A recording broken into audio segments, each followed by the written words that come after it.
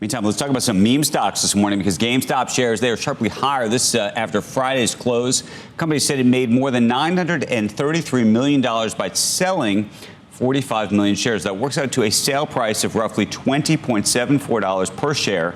Stock had been trading below $11 at the start of May.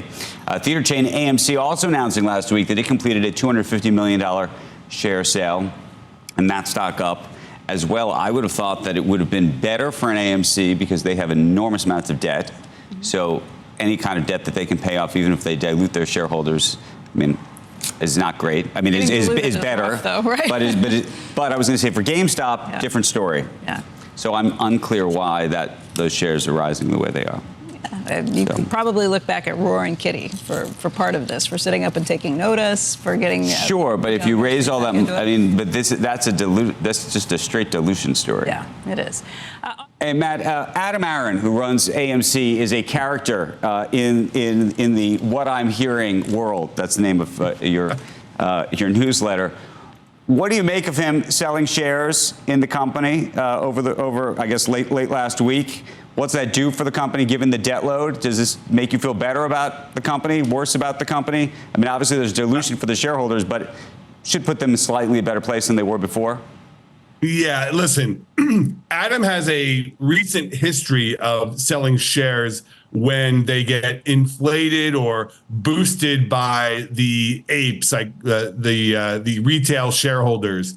He did it during the pandemic when AMC shot up, and he's doing it now when there's been this bit of a boost, not as big, obviously, as the meme stock stuff of the pandemic.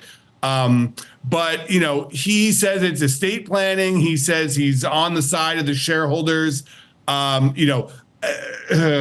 It's a tough one because he is a big cheerleader for the company, and he's a big shareholder, and it says he's with them the whole time. But then you see him selling, and you wonder a little. First, let me just say, I don't like dilution, and you don't like dilution either. We all understand that. At the same time, I do think it's a good thing for both GameStop and AMC that they were able to raise capital. They need the capital to survive and to reinvent their business models. Now, I want to talk specifically about GameStop for a moment.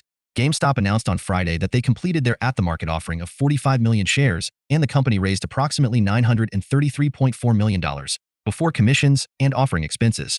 Now, GameStop has roughly $2 billion of cash on hand. According to GameStop's most recent 8K filing, the company intends to use the recently raised capital, quote, for general corporate purposes, which may include acquisitions and investments. I do think that GameStop needs to reinvent its business model and offer value to customers in new ways. In the coming years, I really do think that digital downloads of video games are going to become more and more popular due to convenience. No, you cannot trade in a digital download, but most people aren't concerned about that at all. The majority of people are going to choose convenience, and digital downloads are the most convenient, assuming that you have a decent internet speed where you live. With this in mind, GameStop needs to find ways to adapt now before digital downloads become more popular. I think there are multiple options, and I'll just throw some ideas out there. Maybe they're good ones, maybe they're not, but I'm curious to know what you think. I've seen some say that GameStop should go the Warren Buffett route and become a holding company, and that is an option to consider. Personally, I think GameStop should consider getting into the video game publishing business. I think they could go a couple different routes if they do this. Either A, GameStop could acquire a AAA studio and publish their own video games, or B, GameStop could offer publishing services to smaller, up-and-coming studios and indie game developers. Or maybe GameStop could do a combination of both. I would love to see GameStop 10, 20 years from now be a massive publisher that offers exclusive benefits to customers when there's a major game release.